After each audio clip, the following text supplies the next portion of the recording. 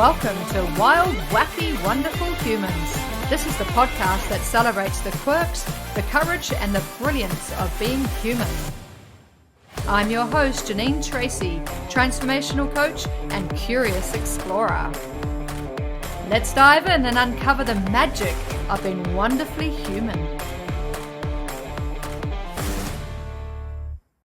Hey, beautiful humans. Welcome back, you wild, wacky, wonderful thing, you. Today's episode, you're going to love it. It's like a theme park ride. It's full of twists, turns, and it's total brilliance.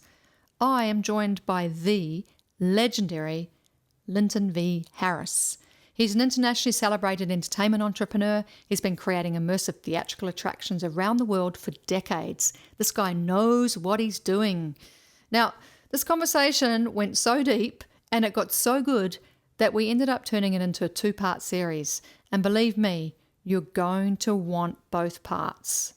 In this episode, part one, we talk about how a kid with a DJ booth and a huge imagination ended up building attractions for places like Madison Square Garden, Dreamworld, Six Flags in Mexico City, and Sunway Lagoon in Malaysia.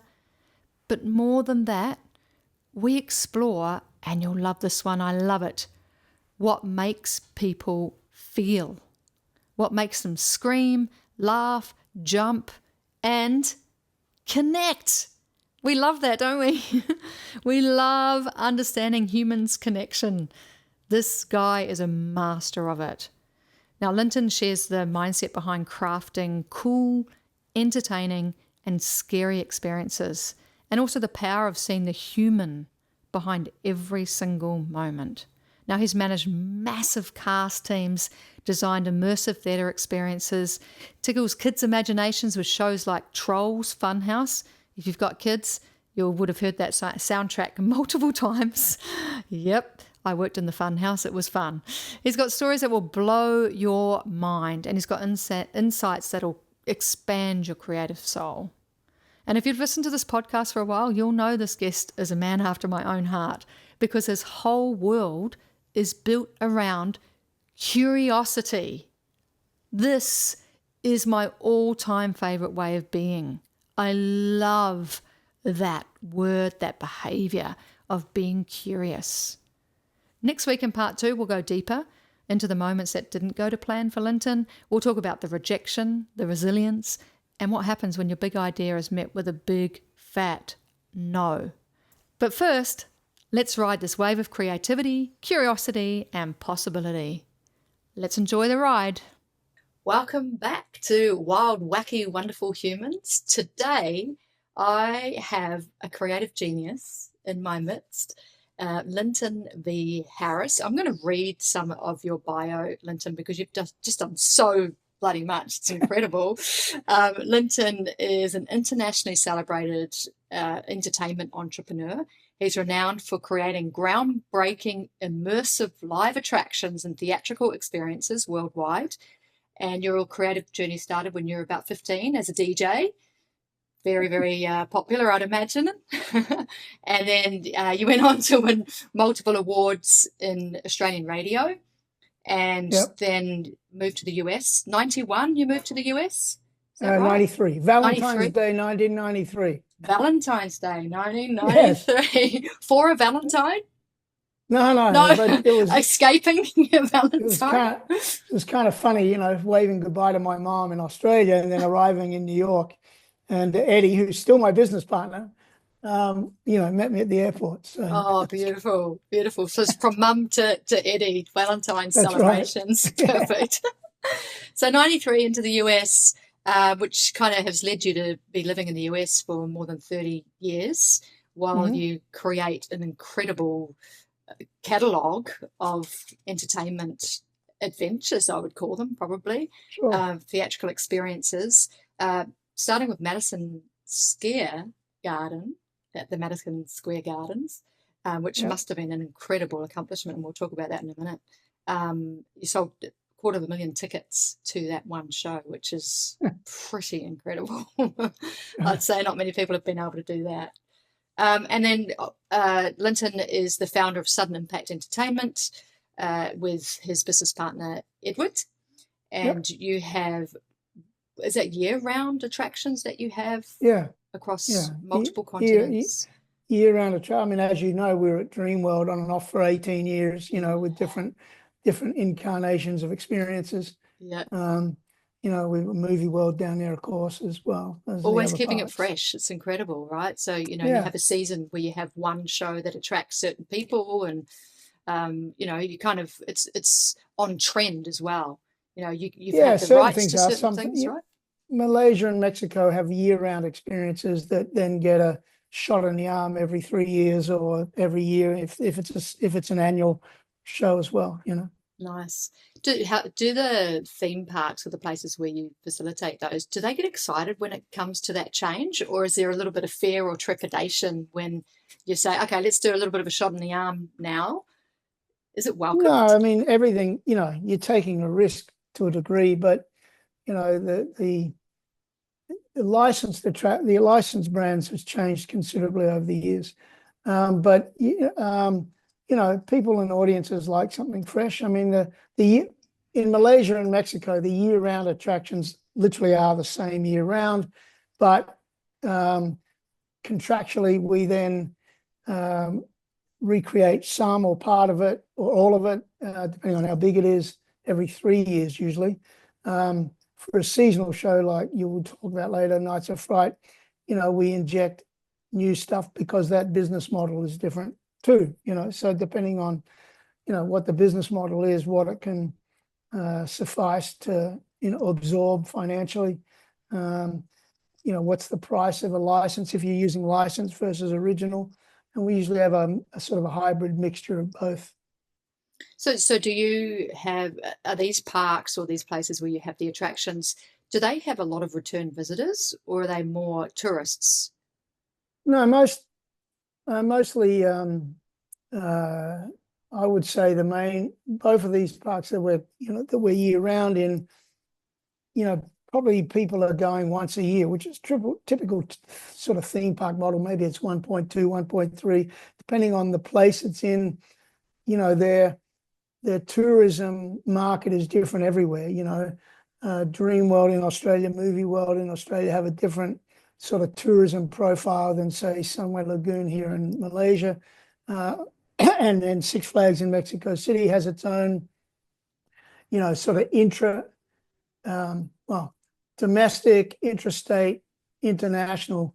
I would say that Mexico has very little, if any, international visitors, but has, huge intrastate. So people from out of Mexico City, people from another state in Mexico, that tourism is high. But, international tourism is, a blip. Sunway Lagoon has an international profile, but, and Dreamworld has a high, and Movie World have high intrastate, tourism with school holidays. Yeah. Smaller international, sort of footprint. Yeah. People aren't going to the Gold Coast in Australia primarily. Well, Australians are going to the Gold Coast for weather and attractions. An international visitor may not be, Lots of Kiwis, Kiwis and Right. Aussies. True. Kiwis, are their own tourism force by themselves. So. Can't keep us down. Yeah. Yeah, I know. Lynton and I have worked together at Movie World and Dreamworld, and I know at Dreamworld, we had a lot of repeat visitors. We had people who would come to the scare attraction every night because they were local. Well, you have in that case, you're dealing with seasons pass holders, exactly. Which you deal with at pretty much any part, where they're buying an annual pass so they can come multiple times. Depending on, again, the business model for us, in Mexico, we have 3 attractions that are all upcharges. So your ticket to the park doesn't get you a ticket to our attractions. In Malaysia, our year-round attraction is included in the price, but Nights of Fright is a separate ticket. So different business models for different things. So, which one are you in love with the most at the moment? Because you've got a attraction-wise, few things. Yeah, attraction-wise.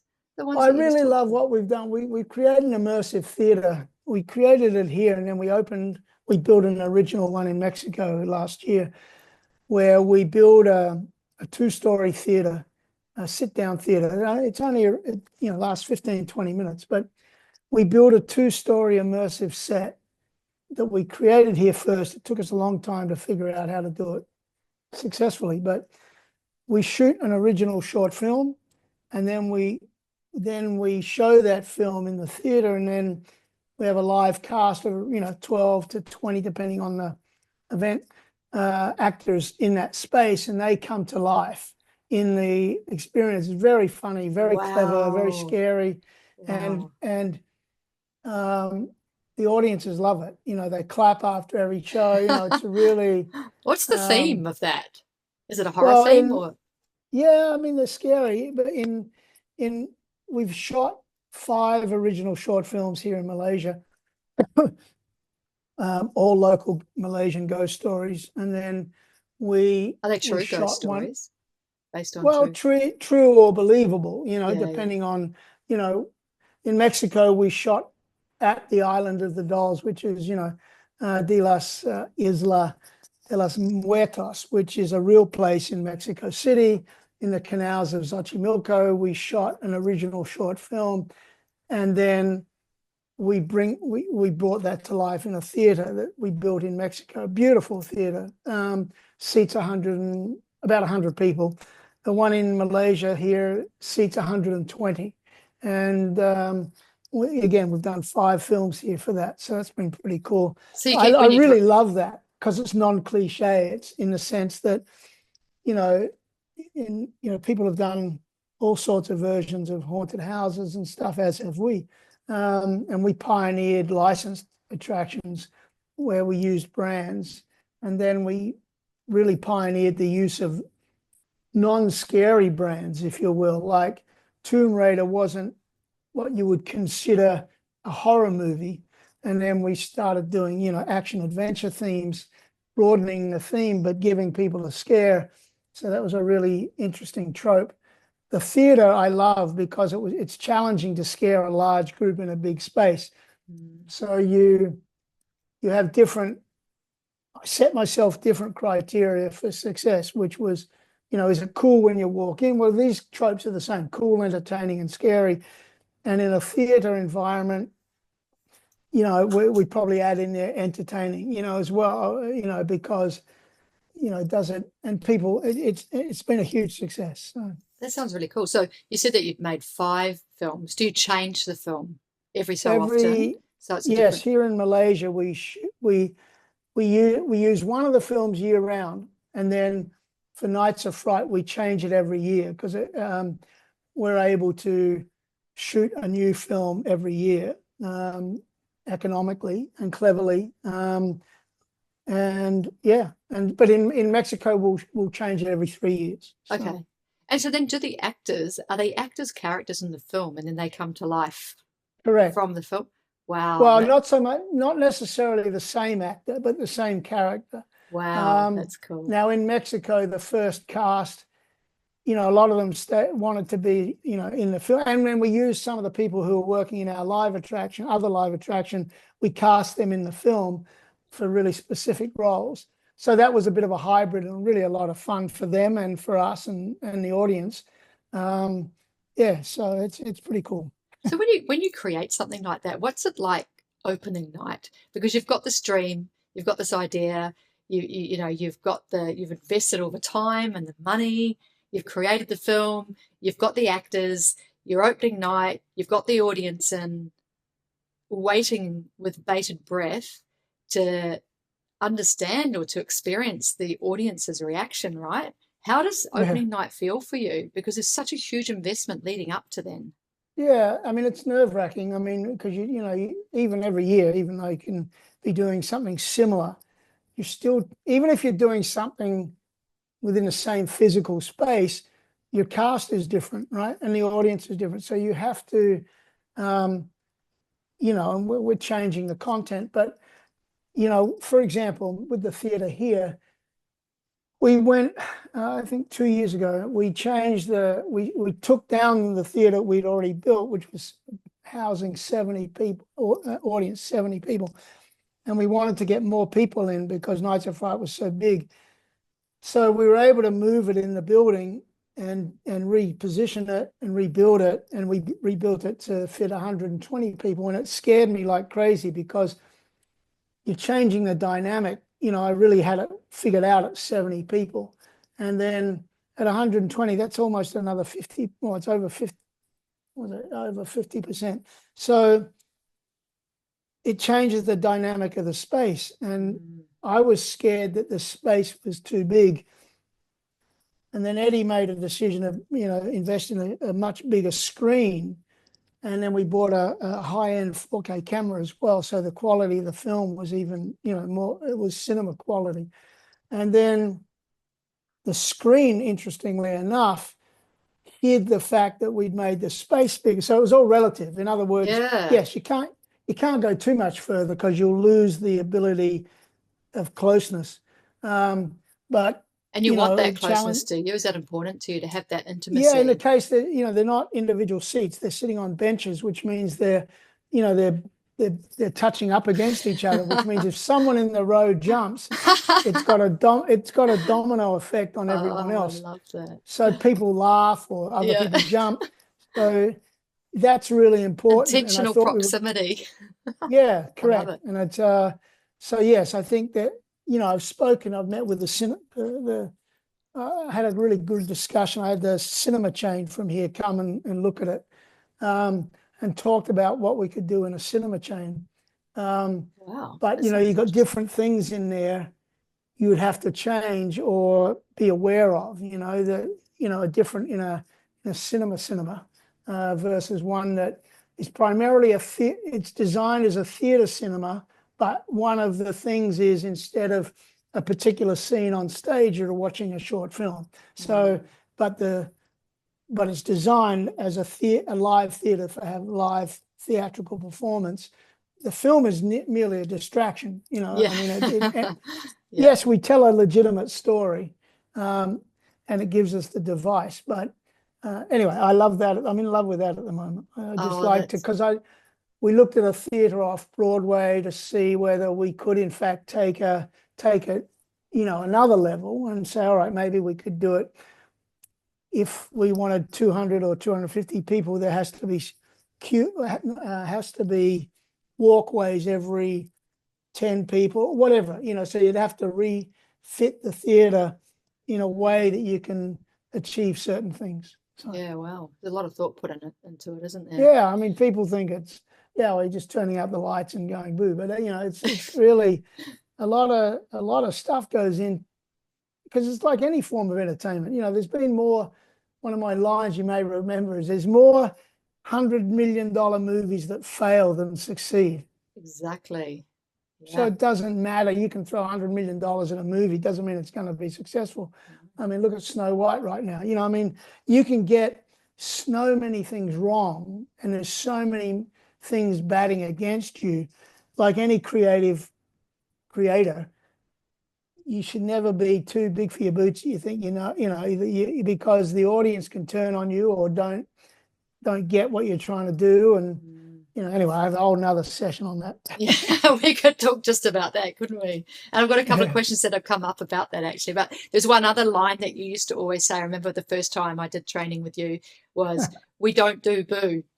And that's really stuck in my brain because, like you said, a lot of people think it's just you turn up and people just jump out and say boo. It's so much more intricate than that. Well, and the thing about that is you can actually do that to one person one time and they'll jump, right? Like if you want to, and we talked about this, in training, you get, all of us have pranked someone or scared someone coming out of the shower or out of a room, hid behind a door, and you could say almost anything and they'll jump, because that's really not the word, that's the action. And the setup that's more important than the actual word. So yes, boo will work, but then doing it in a contrived environment over and over and over and over and over again is the challenge and the difficulty. So that's what becomes complex, not the word itself. The word itself just illustrates the simplicity of what can be achieved. But then if you're doing it for money, doing it for, performance, then you have to be better than that, and then there's a whole bunch of other things that come into play, not just a single word, you know. And you also mentioned just before that, there's these three things that you kind of have a criteria for your attractions: cool, entertaining, and scary. And then consistent, which would be the fourth one. There we go. Yeah. And so have you found, has the definition of those words changed over all of these years? What's cool, what's really scary, and what's entertaining? Oh, well, only in the sense of, I try not to buy into themes of the day per se, even though we might be tying into a movie or whatever. My basic criteria, though, is still the same. If you've paid for a ticket, and this goes way back to New York and even before then in my career, when I had a career before I, was an entrepreneur. So it was what was in my DNA, what I learned, what I think I partly had intrinsically, and then what some really good mentors honed or identified that I had naturally and were able to help me exploit it and refine it on a much grander scale, So, when I was doing halftime entertainment, 35 years ago at the Sydney Swans, I was the marketing promotions guy at the Swans all those years ago, and you got a stadium of 40,000 people, and your idea has to fit in with 7 minutes or 8 minutes at halftime, and it's on show. Let me tell you, that's scary, and you that's go, tight. It's tight, it's scary. But my mentor was Rick Birch, who was the Australian guy that did the Olympic opening ceremonies for Los Angeles. Oh, Beijing, what a great mentor Sydney. To have. Yeah, my old friend. And then I had a mentor, Bob Pritchard, at the Sydney Swans, who gave me the rope, and he identified that my thinking was accurate, and how he could support that, like big ideas. And that should always scare you, So someone asked me recently on a podcast about, was I scared in New York? And I wasn't scared by the venue so much. I was scared by the same stuff that would scare me anywhere, which is, the actor's going to turn up, are they going to do what they've learned? Can I just intercept there for a second, because I listened to that and you said, the actor might not turn up because their canary died. Oh, do you work with a lot of precious actors? Is that actually a problem? Yeah, here's the thing, and Dom, who worked for us for 15 years, we used to always joke about, well, if we took the best people from all the cast from around the world and put them all together, we'd have the best cast ever. And then, of course, that lasted a few seconds. You go, no, shit, because you're dealing with social structure. So even if you got the best people from all the best casts and put them all together in a new social structure, the same problems of social structure still emerge. It's just that doesn't change. And if you identify that as being the cause, you're not surprised, So now, for example, we have 300 people that we have to cast uniquely every year for Nights of Fright in Malaysia. And I now cast it. I've done this for a while, but I to teach them here, because it always makes the accountants nervous, I overcast it by 20%. And so you're just going to have to trust me. We're going to lose 25% of the people that say yes. And then, because their canary died or some other, it's too hard, it was too difficult. Yeah. They're just doing it because they want to do selfies, which is not what we want. So we just overcast it, and that's what an actuary does, for insurance, for example. So you take the information from another industry, which is an actuary. Or the insurance industry bases, if everyone was getting a claim, then they'd be out of business. But they base it on, X% not ever claiming, X% paying this much, X% actually claiming, blah, blah, blah. So I base casting now on that. And so, all right, we're going to lose. The problem is you just don't know which 20% you're going to lose. Exactly. An absolute pain in the ass, but it does help you anyway. Over time, have you noticed the difference in level of commitment, effort, over the years, because just what I'm observing with people is there's a bit of, and for good reason, because there's very little reward in some situations, but there seems to be, for a lot of people, less effort. They want to work less hours. They want to have more work-life balance. Are you finding that people are, I'm all in, I'm all committed, and then when it comes down to the wire, they're not turning up, they're tired, Yeah. they're affected by, the work itself? Has that changed over the years? Yeah, of course. I think because, social media has had an impact, just in terms of the way people consume entertainment has changed. Listen, the thing I also always subscribe to is that people are human. So no matter what technological advances we make, everything else, because our generation, had something that my mum and dad's generation didn't have. And you go back to ancient history, they created with what they could at the time. So, but the basic humanity doesn't change. You can have, yes, you can have people that are spending all their time on freaking social media, or they want an outlet that makes them famous. But again, I even remember saying to actors way back when we first started, saying, listen, you've got to decide whether you want to be famous or you want to be an actor. If you want to be an actor, then you're going to adhere to the craft. If you want to be famous, then you have a whole different, mentality. And I used to ask the guys, okay, if you got a call up from Steven Spielberg tomorrow, are you going to quit my job? Are you going to quit my opportunity? And, some hands would go, yeah, no, I'd never do that. And then some hands would say, of course.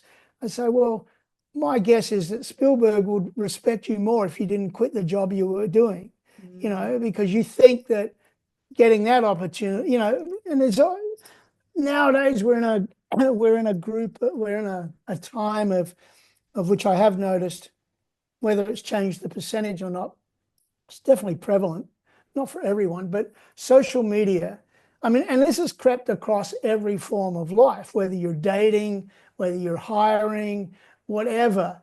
Look at guys and girls now in their, even their early teens, and then young adults. The amount of people that are on, if you look at their social media, I mean, I've got people even on my social media that I follow that I get tired of. They're posting like 20, 30 times a day, some an hour, and I'm exhausted, right? I don't have time for that. I don't have time to see you in that many times a day. It's like, what? Anyway, and each to his own. That's not saying it's wrong or right, but what's the impact that it might have on your business and our business and blah, blah, blah. So from that perspective, the answer is some kids turn up because they want a job. Some kids turn up, and some will be honest, they want money and they want a good job that's cooler than working at McDonald's or whatever else. And nothing wrong with that at all. It's pretty cool in comparison, isn't it? Yeah, it can be, but then it's got its downsides too. You might be working in the dark all day, and so you might be working in a linear experience. But the theatre is interesting because it's not a linear experience, it's a whole group experience. So each show lasts 15 to 20 minutes, they take a break, and then the next show starts. Whereas in a maze of, it's a linear experience, and you might be in a role that you're by yourself. And so what that in a creepy does is, space. correct. Yeah, right. So for instance, last year here, a kid that he's the son of our Chinese laundry family, and they're great. And his son came in for a job, and we gave him a job. And anyway, the year before, he complained, or he said he came when he auditioned for last year's show. He complained. He said, "Can I be somewhere where there's more people?" Last year, I was in an experience, and I was there by myself all night, every night. And I said, "I understand that, and yes, that's a really good observation that you had. So I'm going to put you in a different experience so you have a new experience this year." So, that's a real experience that is caused by our product in that case. A kid that wants to be near the main stage or the entrance where people are coming in and out and they can get a photo taken with the actor in character versus inside a haunted experience where they can't, you've got those kids who just want to be outside, and if they're not outside, they don't want to really do the job. Whereas some kids want to perform outside because they are a good performer, or we want them because they have a skill that we can leverage or extrapolate. So yeah, I mean, times have changed. Humans are still humans, but you just have to play with the times, if you will. You got to just, I can't be sitting here now and go, all right, yes, there's certain things that I can, glean from experience. Some I can't because I'm not a 18-year-old kid. I can only glean from an 18-year-old kid what I learned through observation, through observation and information. And, we're in the information age. We've got more information than in the history of time. So information is your own ignorance, So if you don't have time to learn, then you can't blame the product on, you can't blame everything on, who you're asking to deliver it. So if I'm asking a kid to deliver, an experience for us, I still use the same criteria as we do for the attractions, which is try and make it cool. And even Scare School, which you've been through, which is really just a funny name for rehearsals. I mean, at the end of the day, you want it to feel cool for the kid being part of it. So, we program it so on the first night, they're part of 300, or they're part of, 50 or 100 or 20. They feel part of something bigger than just being isolated by themselves. So yeah, it's all by design. It sounds like you really embrace those differences, and you really provide a platform. And I've been a part of it, so I've experienced it. And you do this, provide a platform for people to shine at their best. Just the way that you were describing that. If the kid's best out front, put him out front. If he's best in the dark, put him in the dark. It sounds like you're really you are really good at seeing the beauty in something. And Well, you want the kid to succeed, Janine. I mean, the goal is I want the kid to succeed. If I give the kid a job that there's no way they can accomplish, then that's just stupid for the kid and for me. Yeah. If I can, my process and what I've taught my team is look for the good. Try and find that, as my Harvard professor used to say, the kernel of value, right? Just try and find the kernel of value in the kid, which is if you can observe, the kid comes in to sing, or, ask him to sing and they sound terrible, but the kid can play the piano or something else or whatever. We've bought a piano a couple of years ago as an example for a kid that came in, a girl that came in and said she could play the piano. She was useless at everything else. But I bought a piano and said, we're going to create this scene for you, and you're going to be playing the piano, 6 hours a night, every night. That's so incredible, Lynton. You're really giving people an opportunity to shine. That's amazing. Last year was a kid with a cello, right? This girl, I told her, come in next week, come back and audition again. Bring your cello in. I've got an idea. She came in with a cello, and I created a character in auditions that we put in a show last year. It was fantastic. Oh, that's incredible. Now, you can't do that all the time, but I now try and teach that to my staff so they know what I'm about. They know that's what you got to look for. Yeah. You got to try and find that. Even in a show with that many actors, 300, you got to try and make that kid successful. Yeah. And you're providing so many opportunities. How many people do you think have worked in your attractions over the years? Oh, I did try to add that up one year, a few years ago. I can't. It's a lot. It's thousands, in the thousands. Yeah. And millions have gone through around the world, various things that we've created. So you learn a lot from doing. And we've been fortunate enough to work around the world, which means that, we've been challenged by other things, whether it be language, communication, not being even able to communicate by teaching. I mean, in Mexico, I have to use a translator. We hire the girl that manages our attractions down there. She speaks English. But you learn different things along that journey. Anyway, we digress. Yeah. And you talk about the language of humanity, right? Which is Oh exactly yeah, what you're talking about now. It's about understanding human beings and responding to well, human beings and their that's what you're needs. trying to do, because you're at the end of the day, whether it be film, television, radio, a live theater attraction, an immersive experience, a stage show, whatever, you're still looking at it from the point of view that you're a human. And what I try and do is say, all right, would I think that's cool if I walked, would I, firstly, I ask myself, is the premise cool? Does that sound cool?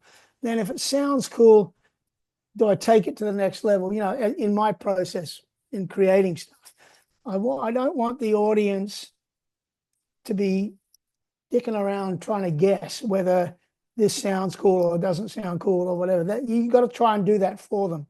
And then if you hook them, like Barnum used to do, you hook them in, and then you got to deliver, Yeah. right? So then you sort of, you go backwards from that point. So okay, well, I got my basic, like I think I might have spoken this on this podcast the other day, but Ice Age on Ice, I came up with doing an ice skating show, right? An ice show like Disney on Ice, and no one had come up with it. And I'm going, that's the obvious thing you got to come up with first. Yeah. You don't want to see Ice Age WWF. You want to, it makes no sense. So if you solve the puzzle for the audience first, in not making it difficult for them, then you are, by virtue of creation, exploring the humanity in the very first thing. Now, there's different people that have a different take on entertainment that don't give a rat's ass whether the audience like it or not. They're out on their own limb, and they're avant-garde or whatever, which is fine also. They're not. I've always been commercially driven, in terms of, do I think people would enjoy this, right? I mean, it goes back to, that's my DNA. Even though I have some interesting, maybe off-kilter ideas, I like to, explore stuff that fellow humans will enjoy. That's awesome. I think you've got a really good blend of creativity and my all-time favorite word, curiosity. And I feel like curiosity for you it just opens up so many doors, because you're stepping into the audience's shoes, you're stepping into the actor's shoes, you're creating these environments for different people from your deeply intense curiosity, right? That, and look, that's the only thing I got right in all my school reports was curiosity. Yeah, there wasn't a great. Yeah, you mentioned you were labeled as a for it. troublemaker, right? So there wasn't a grade for that. But yes, Ice Age, it was a good example. Is I can't ice skate. I cannot. I went ice skating once in my life and fell over and put a big hole in my tongue because my jaw hit my tongue. And anyway, but that wasn't the point. I was taught, also as part of my career journey, I learned how to do this for corporate brands as well when I was in radio, and which was, all right, how do we take that product and put an entertainment version of it into which helped me, even further, because that was even harder than taking an entertainment product and making it in another entertainment outlet. Ice Age was just obvious to me. So it's like, if you're a good advertising agency guy, you will, it doesn't matter whether you're selling a fridge, box of cigarettes, or a pillow. You go through the same procedures to understand that product or service that you have to sell, just because. And so that's the way I treat it. I go, all right, Ice Age on Ice, that's a freaking good idea, and it's an idea you don't have to, people, not one person in the 2 or 3 years it took us to development said, what's that? Right? It's pretty obvious, isn't it? Yeah. Right. So that, right. And even when we solved you didn't work this, but when we solved Dreamworld a few years ago, called us in, for trolls, because no one could solve the trolls problem of what to create. Yeah, I worked in that for a bit too, actually. Did you go in there and did that? Right. I worked in Trolls, yeah. Okay, so they invited me to, see if I could, figure it out, and because of our, history, and of course I did figure it out, and it was the first thing that DreamWorks said yes to, and so, but I went through the same process as I go through everything, which is, and in that case, what would a 6 or 7-year-old kid enjoy? Right? Exactly. Yeah. And how do you step into that? Like, if you're not that age? Well, because you've been a 6 or 7-year-old kid. Yep. So you're just tapping into what you would feel like. Well, you're tapping into that. You're realizing that, and Trolls was a great example. I mean, it made me so happy because it made kids happy, and it was such a beautiful experience. And, you just saw that, and yet we were using these little devices in there that we learned out of scaring people. And in Trolls, I called them tickling the kids, not scaring them. Yeah. This is how you tickle them. Yeah. Where a host in a bright pink thing with bright pink hair pops out quickly in a bright, happy, primary colored experience,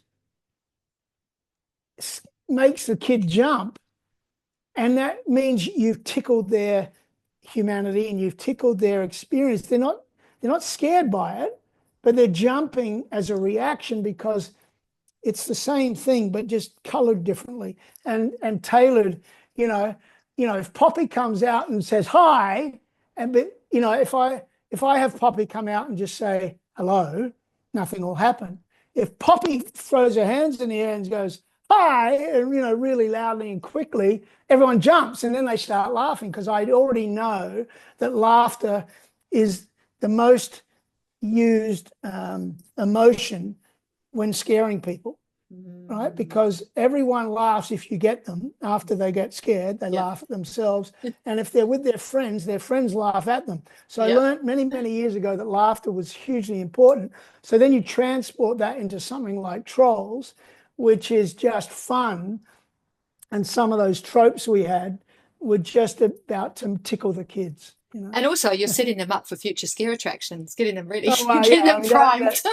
We didn't have that on our mind, but again, and we put it in a fun house setting, because a fun house when you're 6 or 7 or 8 is fun. Yeah, it's not a chore. You're not the parent. It's not a chore. You're a kid. And you're going through obstacles, and we put squishy floors in Trolls. We had the squishy floor, all the stuff, the spinning tunnel, all the stuff you saw in a carnival fun house from the 50s, 60s, 70s. So, when I came up with that, I went around America to a few places like boardwalks in the summer and looked at some old classic fun houses and stuff, and then got the gags and then, started to trollify them with our designer. That's really cool. Nothing's by accident. Yeah, exactly. It's all so your research is so hands-on. It's so put yourself in the audience's seat, right? So that you can understand their perspective. If we're dealing with a licensed movie or TV show, for example, I got to watch the movie even if I don't like it, right? Yep. So I got to watch stuff that I don't like. I watched Trolls 100 times. I listened to the soundtrack, which was awesome, 150 times, because that was actually, I loved it. But I immerse myself in that world. Then, like a good ad agency guy, then go, all right, try and understand the DNA of the property, and then try and understand how do I translate that DNA in an environment that's not the property, which is it's derivative of the property. So, it's not the first property, right? So so whatever you're creating from a property, it's derivative. So, and that's how my audience is going to experience it. So if they've seen Trolls the movie, have I looked after the kid that's seen the movie, and then am I looking after the parent? Are they having a good time through their children's eyes? Blah blah blah, all these sort of things. So yeah, nothing's a fluke. It's you've got to think very deeply about I mean, we had two I came up with two ideas for Trolls. One, the fun house, which we ended up doing. One was a mirror maze, which was another classic sort of fun house carnival environment, one that you do as a little kid early on. And when DreamWorks really loved the fun house, we put a little a mirror maze section, if you remember, in Yep, Trolls. I do, yeah. So we were still able to use that. Because when I did the original, the fun house came first, and I had the mirror maze section. I thought, well, we can also throw a full mirror maze up too, depending on budget, scope, idea. So they both worked for the brand, but the fun house was, just probably the more complete option. Mm. Is there because obviously you've worked with these young kids as well, getting into the minds of the young kids as an experiencer, as an audience. Is there a particular age group or a particular genre that you prefer to kind of step No. into? Just Well, anything goes? Or I used to say to a mate of mine in Australia, I'm not going to head down the Wiggles road, that's not me. But then I did Trolls, which was probably Similar. as close to Wiggles as I've been. That's true. And gosh, nothing taken away from Wiggles. What a phenomenal, They're an brand. incredible outfit. Yeah.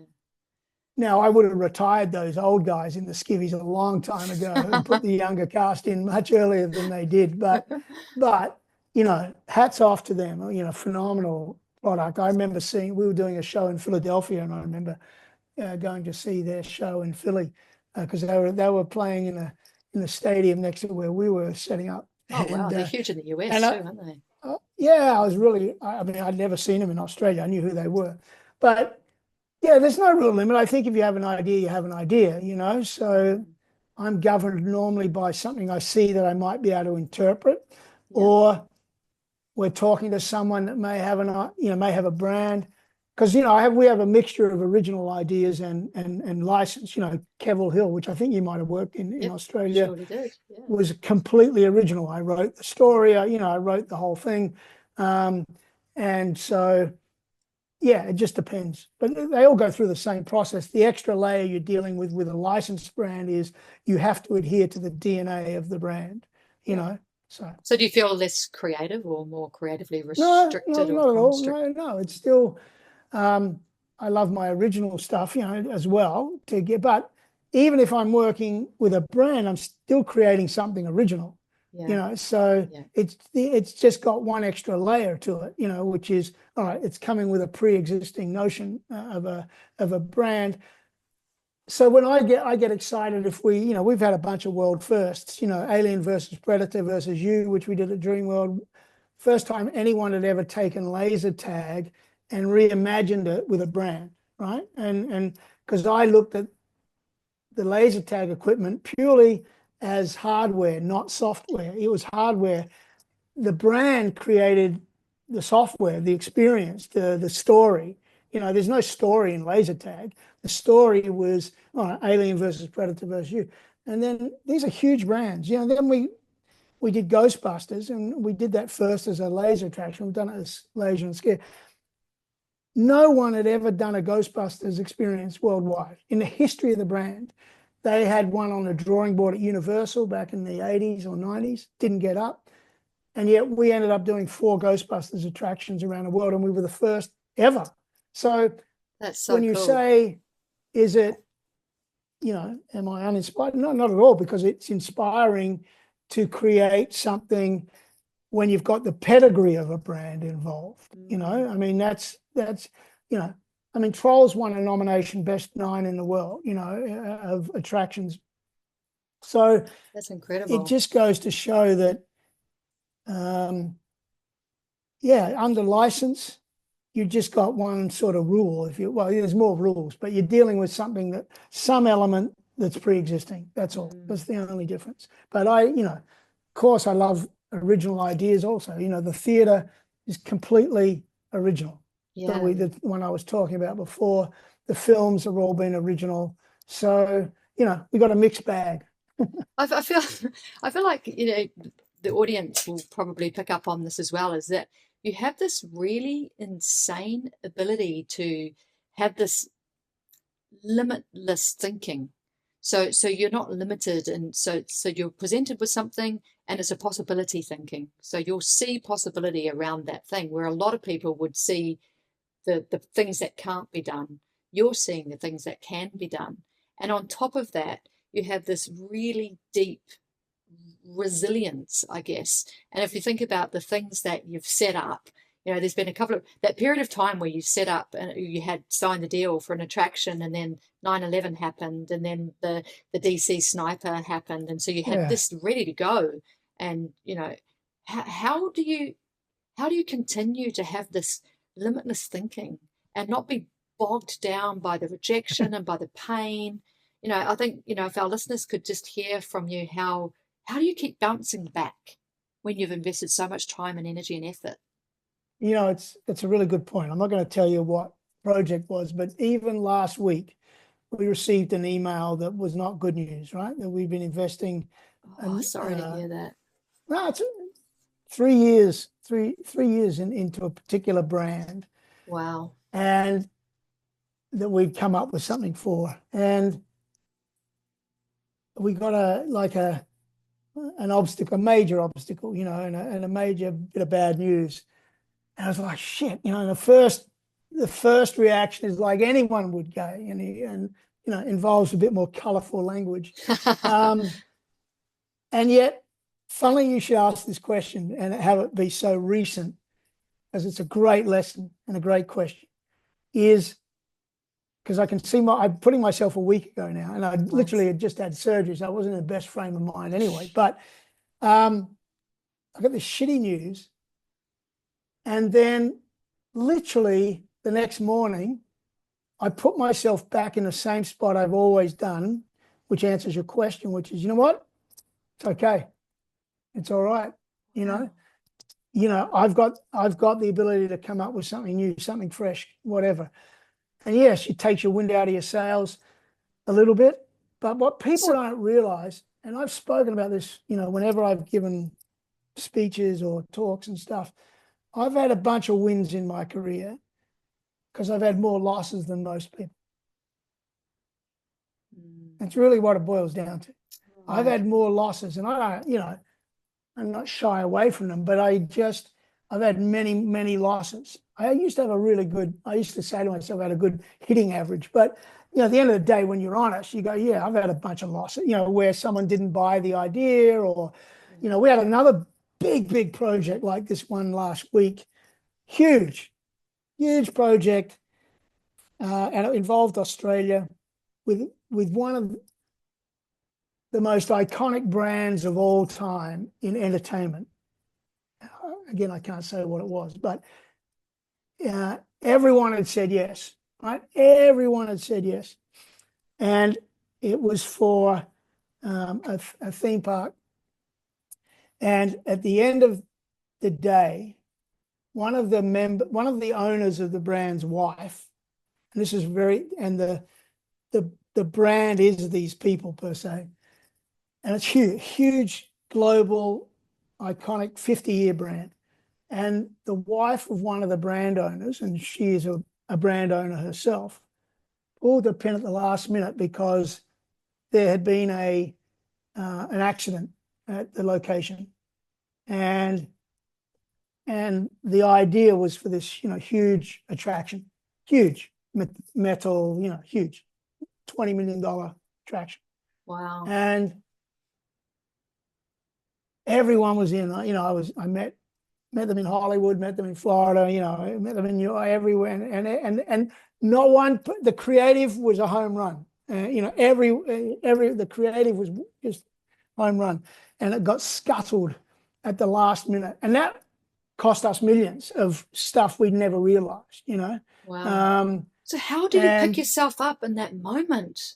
Because that doesn't define me, and secondly, it doesn't destroy my ability that got me to that position in the first place. During COVID, one of those many books that I listened to, 700 you mentioned, right? Yeah. 700 since then, over these last 4 years. Wow. So I use Audible, so I walk and listen. Yeah. And Dr. Sanjay Gupta, who's on CNN as their medico, consultant, and he's a neurosurgeon. And, I listened to his books about just, keeping your brain active. So everything, I'm doing a lot to stimulate my brain. And whether I retain anything or not is irrelevant, almost, because it's entertaining me along the way. And yeah, I might remember one little thing I just listened to an 18-hour book before surgery on William Randolph Hearst, the great publishing magnate in the US. Wow.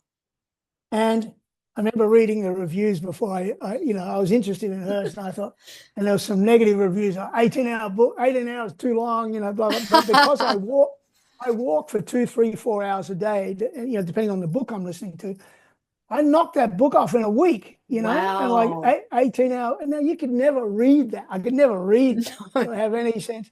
And that do you remember anything from it? Little things, little things about resilience, or, him getting, hurled tomatoes out, or people not, he didn't give a shit. He just said, well, I believe in myself. And, and also people forget what, negativity or, losing money, being an entrepreneur, you have to be able to lose money because, it happens. And so, yeah. So how do you like, so just so our listeners can understand tangibly what they can do if they've had a hit in the guts, they've lost money, they've lost time, they've lost relationships because one person potentially said no when everyone else said yes. What's that transition or that period between the hit in the guts and the I'm okay? What can they do in that time? What do you do in that time? Do you mourn a little bit? Do you get out and go for a walk? What do you do? Well, I think, funnily enough, it's still a form of grief. Yeah. Now, and it's, and you would know this from your work, but it's a form of grief. Absolutely. You have to, you mightn't have to go through the 5 stages as adherently as you would with, death or the death of a relationship or whatever, but it's still death. It's a death of an idea. For me, absolutely, it's the death of an idea, right? Yeah, you have an idea that you've birthed and you've grown and you've nurtured for a period of time. But I've also found over the years that ideas resurface. So because I've thought of something for some other reason, years later it'll pop up for something else, or in a different form or a different disguise, different costume. And I remember I think I was telling Michael the other week that I'd had this idea that I saw at an Alice Cooper concert when I was in 1976. I was a kid. My first concert, and I saw him go through this big screen on the stage. That one thing stuck with me for years and years and years. And then I was trying to figure out how we could do that. For years and years and years, I tried to figure out how we could do something like that in these experiences. And then one year I figured it out, and it's become a design component. So that's cool. So these things might resurrect, right? So correct. When you have this disaster or this well, because only you can kill them off. Someone else can kill them. Like only you can kill them off. Right. So, and it's like, well, maybe it's not the time for that idea, or that wasn't the right format, or whatever.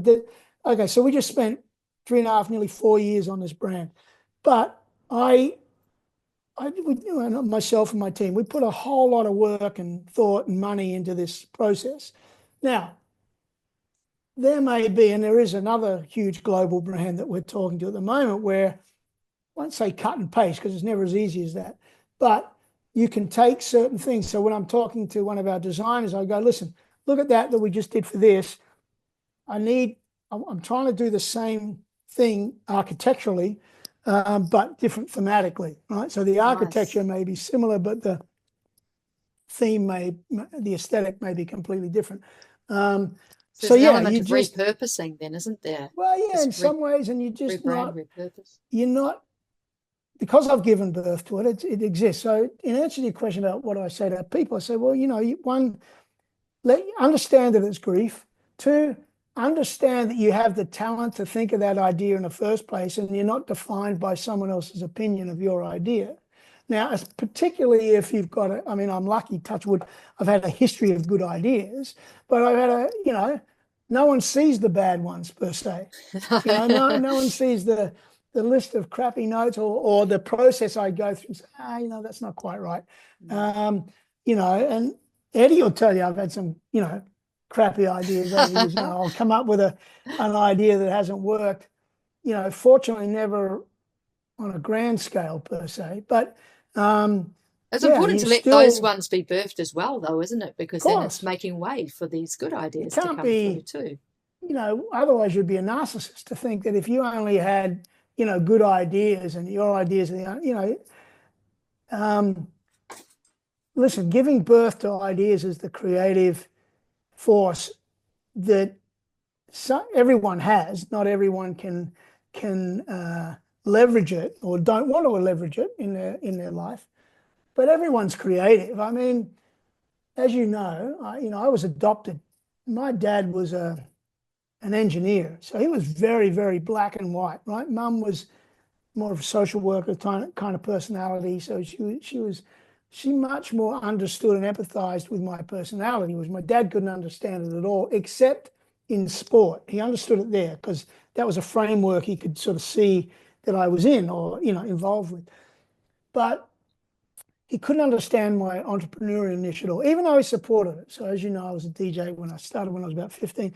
He would schlep me around to the gigs and I can't I imagine would being a make him, DJ at 15. That's so yeah, young. because I would do it at the footy club or the surf club, right? And so, Yeah. and I'd sneak, when I was about 16, 17, I'd sneak into the pub and I learnt from a guy.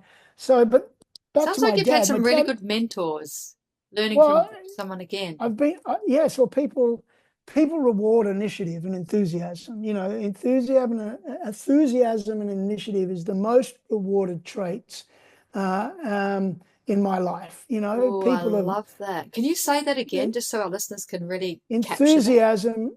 Listen, enthusiasm comes from the Greek word enthusiasmos. It means God within. Not that we're gods, but it means that you're inspired.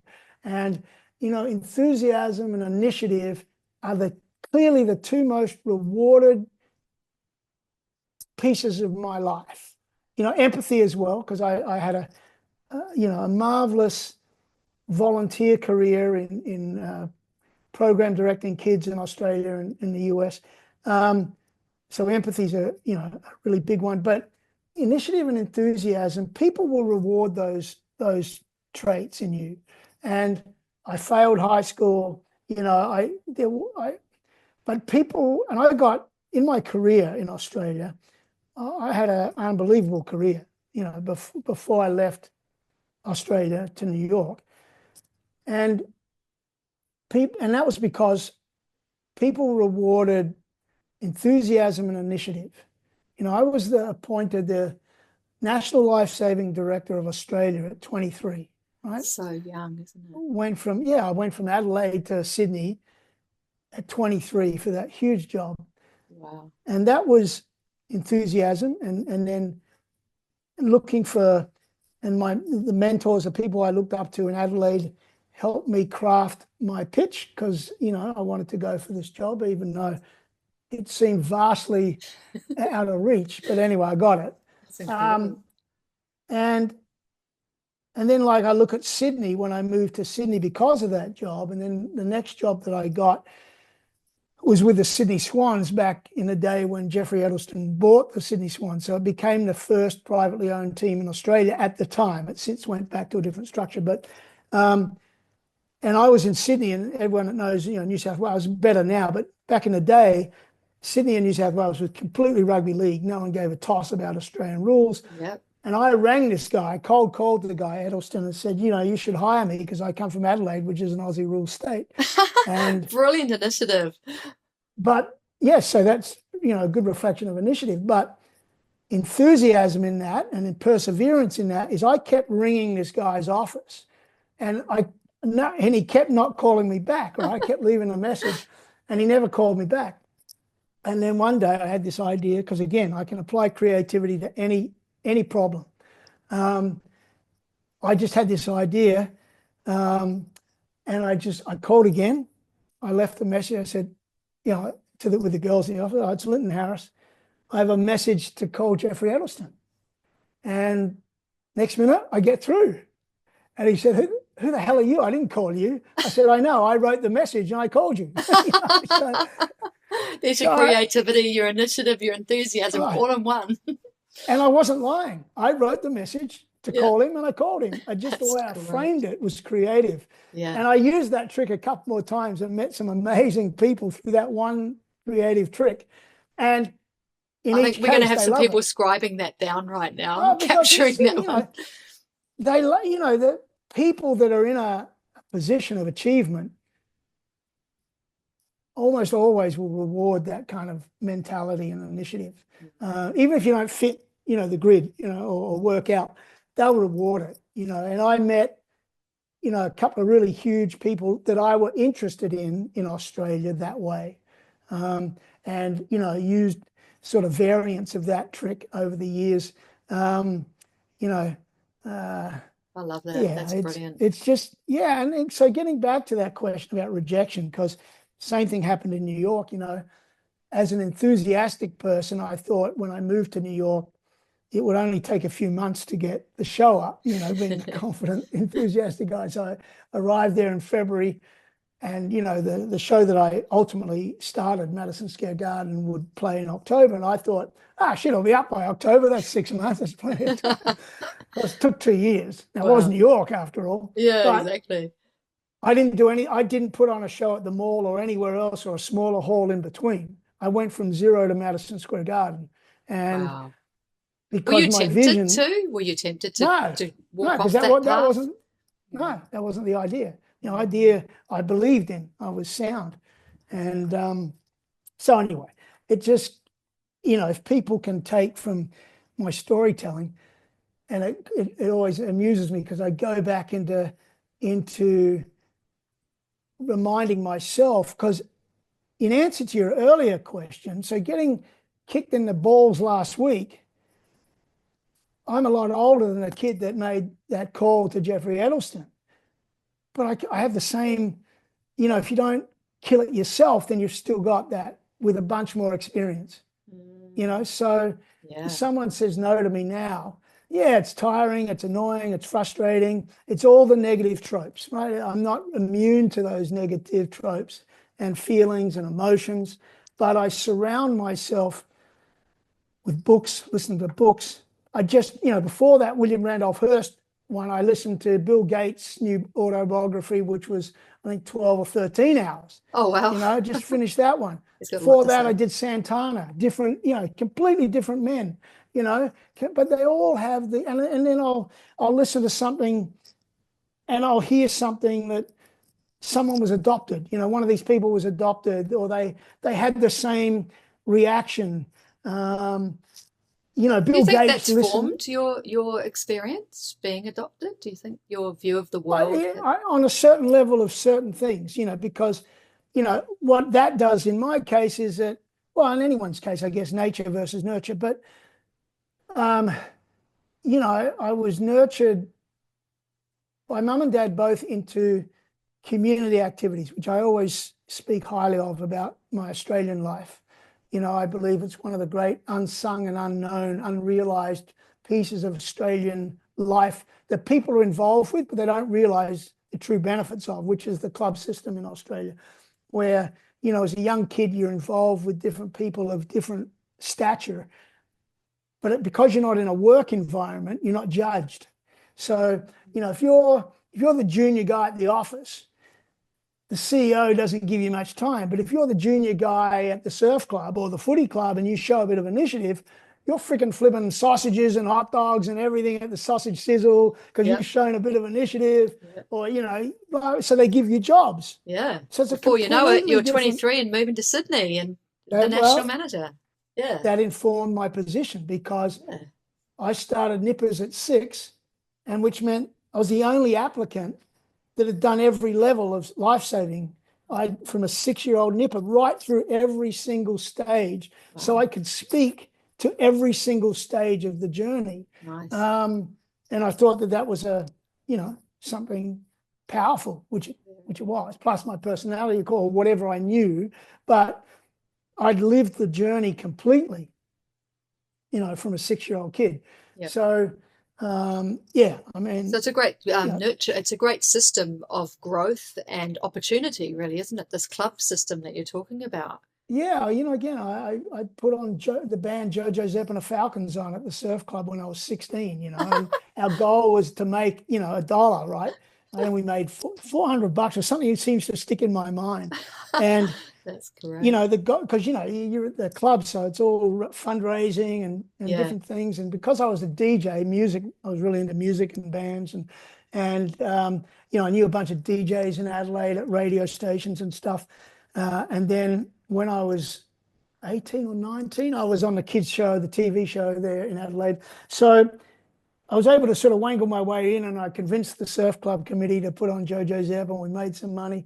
And that informs you, that was part of my natural DNA. I think that I would even think that.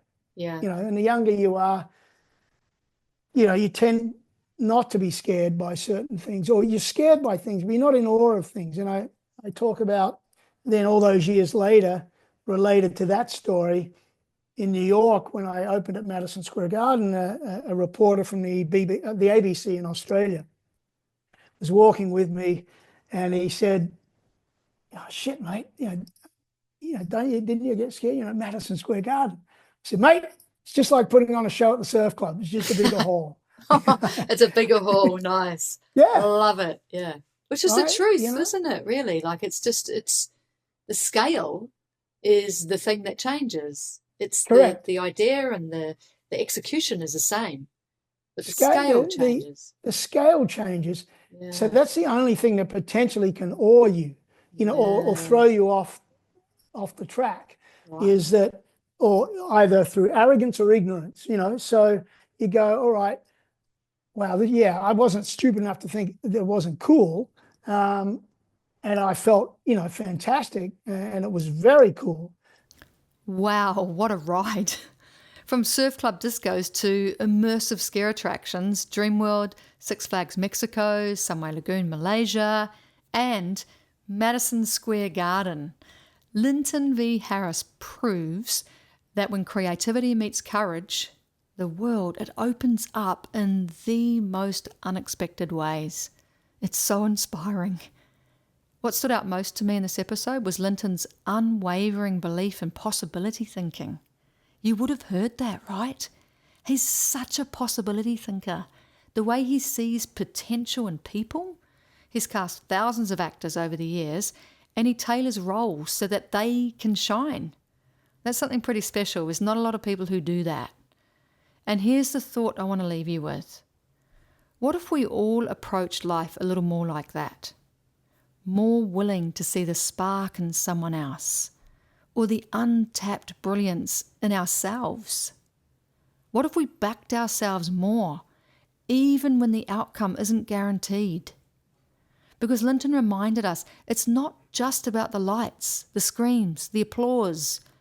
It's about what connects us as humans. Now, you might have guessed, we had so much to talk about, we didn't get to finish it all in this episode. So next week, we're back with part 2.